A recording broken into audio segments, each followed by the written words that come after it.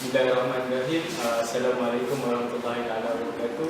Kami dari Kumpulan 6 di sini akan membincangkan sedikit sebanyak kajian-kajian kes hasil dapatan kami daripada ahli-ahli kumpulan kami.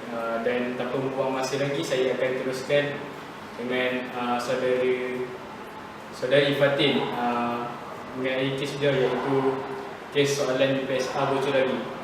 Pada saudara Fatin, mengenai soalan exam yang bocor itu, apakah kaitan persepsi dalam kes Fatin yang bertajuk soalan UPSA bocor lagi? Terima kasih kepada soalan Raizan. Saya dan Fatin ingin menerangkan sedikit sebanyak tentang persepsi dalam kes saya.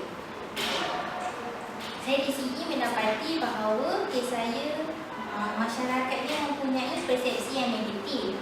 Mereka beranggapan bahawa soalan UPSR akan lebih susah kerana soalan yang sebelum ini terpaksa ditangguhkan. Persepsi di sini bermaksud gambaran atau bayangan dalam hati dan fikiran tentang sesuatu pandangan atau peristiwa yang diperoleh dengan menyimpulkan informasi dan mentafsir daripada sesuatu mesej. Masyarakat akan berfikiran bahawa anak-anak akan mendapat keputusan yang kurang cemerlang. Mereka tidak boleh terus menyalahkan guru. Anak-anak mereka sangat mengharapkan soalan spot daripada guru mereka sendiri. Apabila soalan itu ditangguhkan, sudah semestinya soalan yang baru itu tidak mempunyai spot lagi. Jadi di sini terdapat bias persepsi, iaitu membawa kepada kesilapan pertimbangan. Jadi tidak semestinya soalan yang ditangguhkan membawa kepada keputusan yang tidak cemerlang. Terima kasih. Terima kasih kepada saudari Fatin. Apa yang dikatakan saudari Fatin, persepsi ialah gambaran atau bayangan daripada seseorang terhadap sesuatu perkara. Dan mungkin saudara Azri boleh teruskan dengan perbincangan kita. Okey, sekarang kita teruskan dengan kes mengenai seorang Casanova yang menyamar sebagai pegawai polis. Saudari Durrah Sofia, bagaimanakah kes orang Casanova yang menyamar sebagai pegawai polis boleh dikaitkan dengan teori Erikson? Terima kasih saudara Azri. Kes saya bertajuk seorang Casanova lelaki menyamar sebagai pegawai polis untuk memikat hati wanita, seterusnya mengugut mangsa untuk menyerahkan duit kepadanya. Dan hasil daripada staf pihak polis mendapati bahawa lelaki tersebut telah mengumpul sebanyak RM200,000. Okey, dalam kes ini saya dapat kaitkan dengan beberapa teori. Yang pertama, teori Erikson dalam konsep pendiri. Yang kedua, teori humanistik ataupun teori psikoanalitik di bawah tajuk personality, dan teori Abraham Maslow dan juga persepsi. Apa yang akan saya katakan pada hari ini hanyalah satu, iaitu teori Erikson. Teori Erikson merumuskan bahawa setiap manusia mempunyai peringkat-peringkat umur yang tersendiri. Pemangsa berumur 25 tahun dan dia berada di dalam lingkungan 20 percubaan, iaitu 20 ke 30 tahun, dan dia mempunyai sifat intimasi lawan tersisih.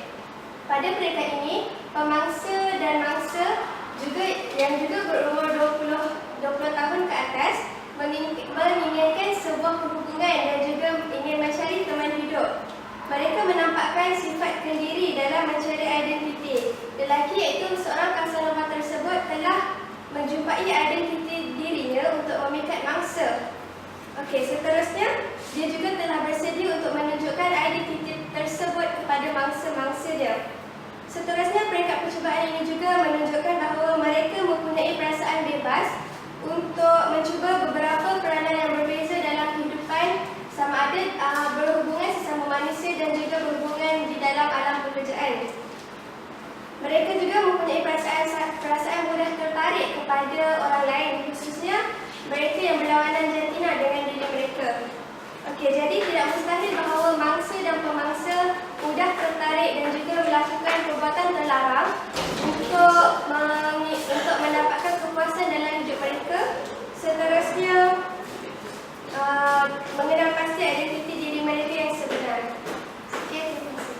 Jadi kes ini memang boleh dikaitkan dengan teori Erikson, di mana seperti saudari Durrah mengatakan bahawa lelaki ini mempunyai intimasi lawan tersisih. So saya akan teruskan dengan saudara Izzati, di mana beliau akan berdasarkan kes rentung perkara khianat. Suspek yang bakal kereta tersebut dikatakan punya persalinan. Hari itu apakah pandangan anda berdasarkan kes ini? Okey, terima kasih. Dalam kes ini, 6 perkara telah rentung akibat daripada perbuatan individu yang tidak berperi kemanusiaan. Kejadian ini telah disyaki berlaku akibat daripada perbuatan cemburu dan iri hati. Sikap cemburu dengan orang lain mesti ditanam dalam diri untuk bentuk satu persaingan yang sihat. Kita cemburu yang membawa kepada sifat dengki dan iri hati yang membuat kita mengambil langkah-langkah untuk menjatuhkan orang lain. Selain itu, orang yang mempunyai sifat cemburu terhadap orang lain ialah orang yang mempunyai sifat diri yang negatif, di mana mereka mempunyai masalah menyelesaikan diri dengan pertengkaran serta mempunyai masalah dalam menerima dirinya. Walau bagaimanapun, kejadian ini telah dapat diselamatkan oleh seorang penjaga parking yang bertugas pada masa itu. Penjaga parking tersebut telah mendengar satu letupan yang sangat kuat dan membuatkan beliau bermotivasi untuk melihat kejadian tersebut. Menurut gambar dalam picture, motivasi ialah melibatkan diri dalam aktiviti atau tugas serta menunjukkan tahap keupayaan dan ketahanan dalam satu jangka masa untuk menyelesaikan tugasan tersebut.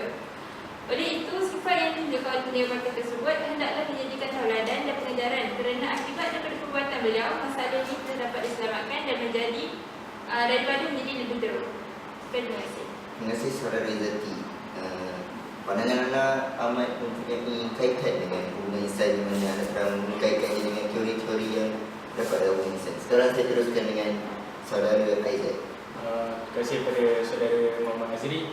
Saya akan teruskan dengan soalan yang seterusnya kepada saudari Siti Zulaiha. Berdasarkan kes yang anda kaji, apakah yang dapat dilihat daripada kes kemalangan di Batu Gajah ini dari sudut motivasi? Terima kasih. Mengikut kajian kes yang telah saya kaji daripada sebuah blog, di sini saya dapat kaitkan dengan konsep motivasi. Motivasi di sini berasaskan keperluan dan proses yang berterusan yang memberi kepuasan kepada individu serta penyebab kita melakukan sesuatu tindakan.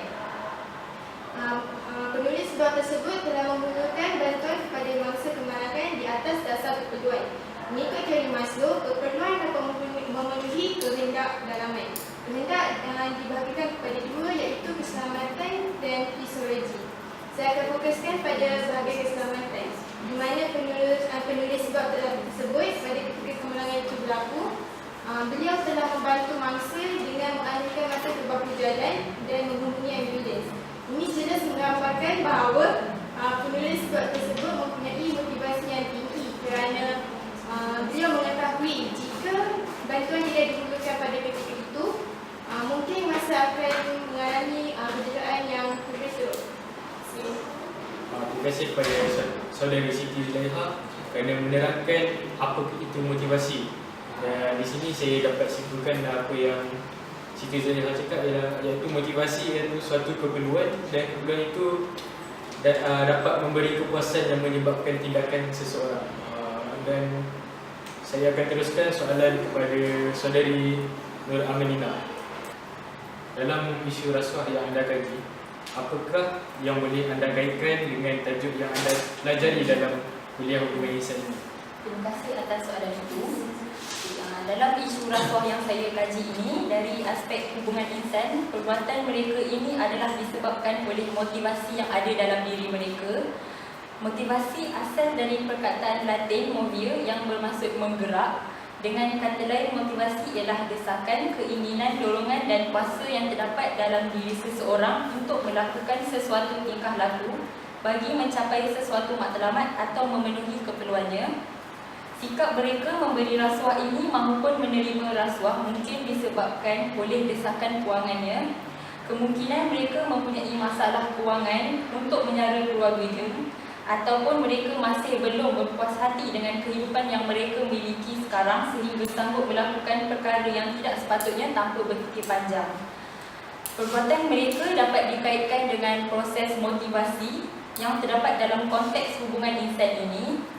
Mereka mungkin mempunyai keperluan yang belum dipenuhi dan mungkin tidak mempunyai sumber pendapatan yang cukup untuk meneruskan perniagaan atau perniagaan mereka berada di tahap tidak stabil, maka disitulah wujudnya tekanan kerana kalau tidak bekerja tidak akan mempunyai pendapatan yang cukup.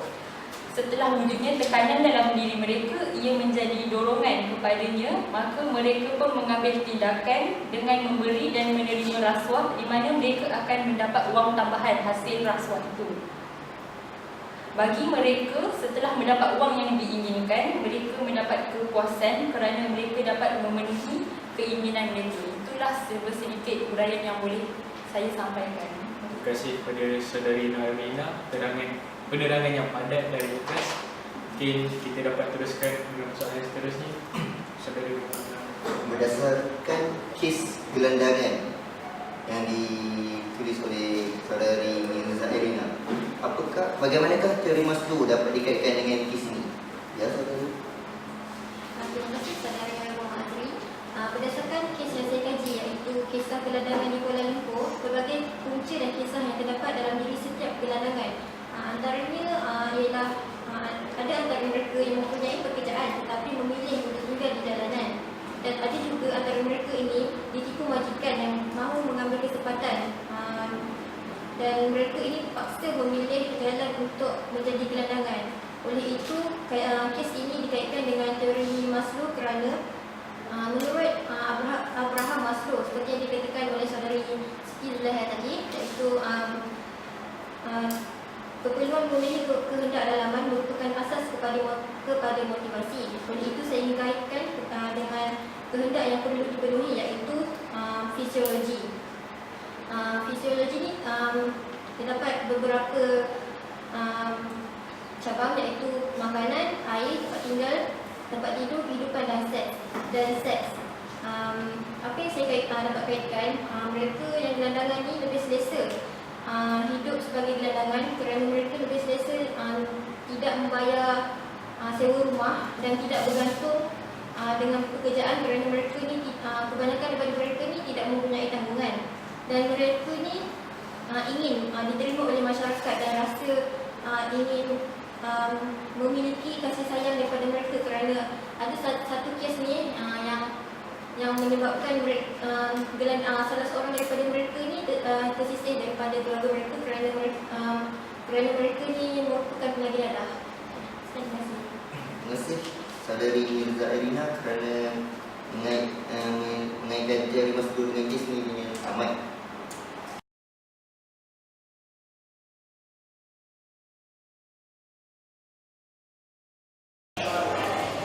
Kita teruskan soalan seterusnya kepada Saudara Aizat. Saudari Umi Nadia, menurut kes pelajar bergaduh di FB sehingga membakar bilik gajah, apakah hubungan insan yang dapat anda kaitkan dengan kes yang anda kaji? Terima kasih Aizat. Berdasarkan kes kajian saya, iaitu bergaduh di Facebook sehingga membakar bilik gajah dan juga membakar koridor di kawasan sekolah, hubungan insan yang dapat saya kaitkan adalah teori hubungan insan, iaitu semua interaksi yang berlaku di kalangan manusia, sama ada di dalam organisasi ataupun secara peribadi, di dalam bentuk konflik ataupun secara bekerjasama. Berdasarkan teori hubungan insan ini, yang dapat dikaitkan kes saya ialah kes ini menunjukkan bahawa interaksi yang berlaku adalah interaksi di dalam bentuk konflik kerana berlakunya pergaduhan sehingga lahirnya perasaan dendam dan juga perasaan tidak puas hati di dalam kalangan pelajar tersebut sehingga sanggup membakar bilik gajah dan juga melakukan vandalism di koridor sekolah dia disebabkan rasa tidak puas hati dan dendam terhadap kawan dia sendiri. Dengan cara membakar bilik gajah ini, mereka merasa mereka mendapat kepuasan diri, kehormatan diri serta mendapat memenuhi pencapaian sendiri dengan menzahirkan ketidakpuashatian mereka dengan cara ini tanpa perasaan malu dan tanpa perasaan rasa bersalah. Selain daripada itu, kita juga dapat kaitkan dengan perspektif Islam dalam hubungan insan yang bermaksud adil, iaitu sebuah cara hidup. Cara hidup ini bermaksud kita perlu menjaga hubungan kita dengan pencipta kita, menjaga hubungan kita sesama manusia, disebabkan mungkinnya kurangnya hubungan di antara pelajar tersebut dengan penciptanya, sebab tu dia sanggup untuk membakar sekolah dia sendiri, sanggup untuk melakukan vandalism tanpa rasa belas kasihan. Itu saja. Terima kasih. Terima kasih kepada saudari Umi Nadia. Begitu banyak sekali apa yang telah diterangkan mengenai hubungan insan ini. Yang pertama ialah teori asas hubungan insan, kedua perspektif Islam dan pelbagai lagi. Sekarang kita teruskan kepada soalan yang seterusnya. Saudari Nurliana Syamimi, apakah motivasi yang mendorong pihak berkuasa untuk membenteras kes judi ini? Terima kasih. Saya ingin menjelaskan konsep motivasi dalam diri seseorang. Motivasi yang dapat dikaitkan dalam kes perjudian ini adalah tanggungjawab pihak berkuasa dalam menjalankan tugas. Seperti yang kita ketahui, motivasi adalah konsep dalaman berkaitan keperluan seseorang dalam memenuhi kehendak tertentu. Motivasi juga akan memberikan inspirasi kepada seseorang untuk bertindak dan bekerja dengan bersungguh-sungguh. Dalam kes ini, pegawai berkuasa seperti PDRM dan juga PBT iaitu pihak berkuasa tempatan kurang melakukan rondaan di tempat perjudian dan menyebabkan kes perjudian semakin berleluasa dan kadar jenayah semakin meningkat. Oleh itu, pihak atasan mestilah memainkan peranan yang penting untuk meningkatkan semangat pegawai berkuasa supaya mereka kerap melakukan rondaan dan kadar kes perjudian dapat dikurangkan. Sebagai contoh, pihak atasan memberikan kenaikan gaji dan juga pengiktirafan dari segi mendapat kedudukan status yang lebih tinggi.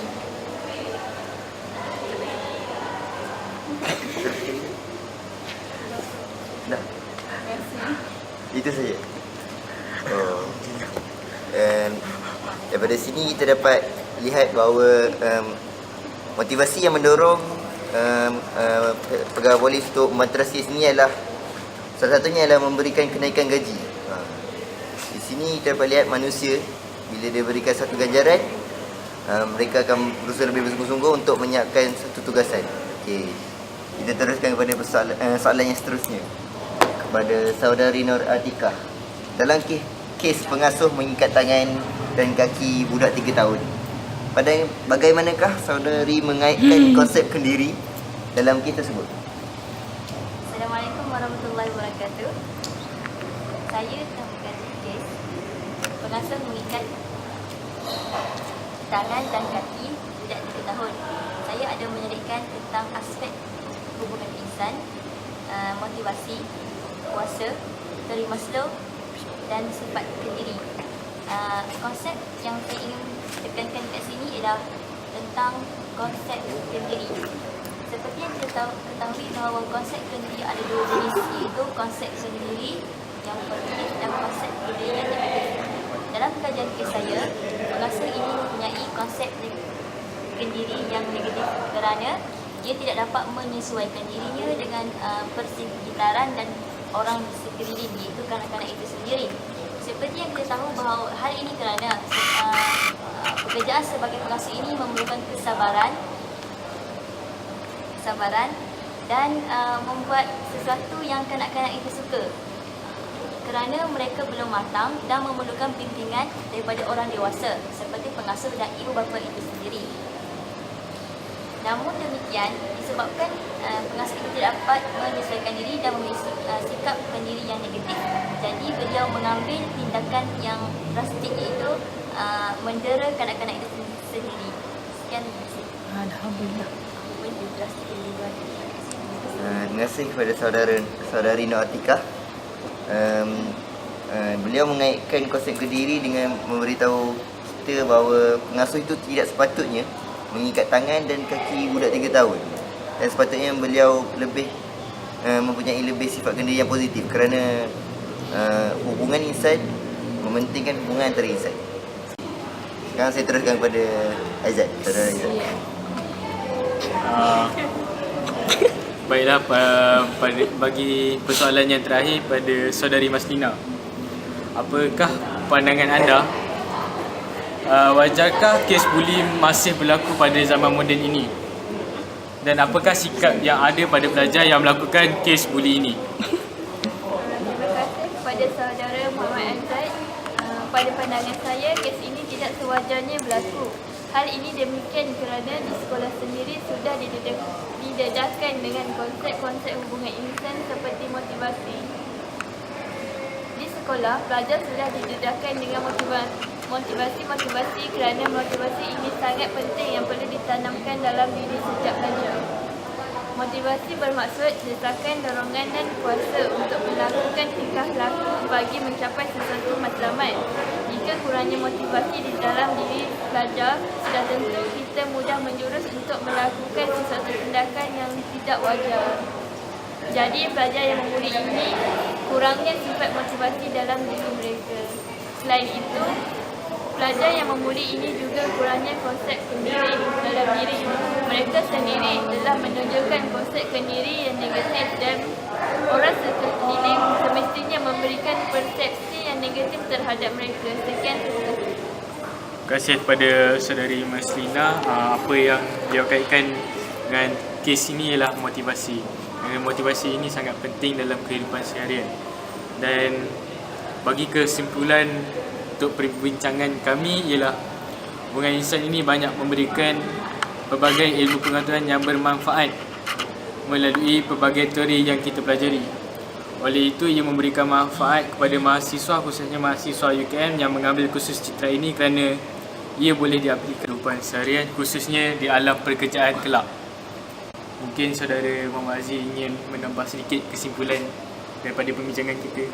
Berdasarkan kes-kes yang telah saya dengar dan soalan yang telah saya berikan, saya dapat simpulkan bahawa motivasi amat membantu. Maksud motivasi boleh membantu kami para pelajar mahasiswi UKM untuk terus berjaya dalam hidup, walaupun dari segi pembelajaran dan sukan. Selain itu, kita dapat lihat bahawa motivasi ini membantu kami untuk berjaya. Sebagai contohnya dalam acara yang berlaku pada akhir-akhir ini, iaitu SUKAM. Kita dapat lihat bahawa coach-coach ataupun jurulatih-jurulatih memberikan motivasi yang tinggi kepada para pemain. Okey. Saudara Izzat ada nak tambah? Tak ada. Bagi mengakhiri perbincangan kumpulan 6 ini, saya sudahi dengan wabillahi taufiq wal hidayah. Assalamualaikum warahmatullahi wabarakatuh. Terima kasih. Terima kasih.